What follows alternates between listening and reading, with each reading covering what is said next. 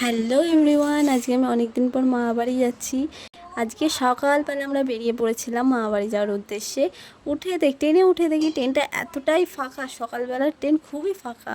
সকাল সকাল চা উঠে গেছিলো, আমি নিয়েছিলাম দুধ চা আর বোন নিয়েছিল লিকার চা। ওর দিয়ে লিকার চাটা খেতে ভাল লাগেনি বলে ও আবার দুধ চা নিয়েছিল, মানে আমি যা খাবো ওকে তাই খেতে হয়। তারপর আমরা স্টেশনে পৌঁছে গেছিলাম। স্টেশন থেকেও আমাদের আবার বাসে 1 ঘন্টা যেতে হয়। তার আগের দিন বাবার পুজো ছিল বলে অনেকে এখানে বাবার মাথায় জল ঢেলে বাড়ি ফিরছিল।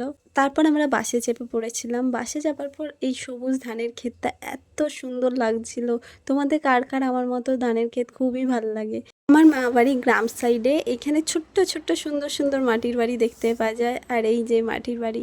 তারপর আমরা মা বাড়ি চলে এসেছিলাম। তারপর বিকেলে আমরা এখানে বসে সবাই মিলে গল্প করছিলাম। আর এখানে আমার দিদা চাল ঝাড়ছে আর আমার বোনের কাণ্ডকীর্তি দেখো কি করছে। আর এখানে বোন বালিশের ওয়ারটাকে দেখাচ্ছে, ওর খুব পছন্দ হয়েছে তাই। তো এটা আমার মা আজকে নিয়ে এসেছে। কি সুন্দর ডিজাইনটা, আমার তো খুব ভালো লেগেছে এই যে এই প্রিন্টে। আরে এইটা দেখা এখানে এরকম ডিজাইন। আর আমার সবচেয়ে সুন্দর লেগেছে এই যে এই পুচকিটার চোখটা এত সুন্দর, দেখে প্রেমে পড়ে যাওয়ার মতো। সুন্দরী কাকে বলে একে দেখলে বোঝা যায়। সুন্দরী কি হচ্ছে কি হচ্ছে কি হচ্ছে। বিকেলে সবাই মিলে আমরা ঘুরতে বেরিয়েছিলাম। ঘুরতে যাওয়ার ভিডিওটা নেক্সট পার্টে আসতে চলেছে। টাটা।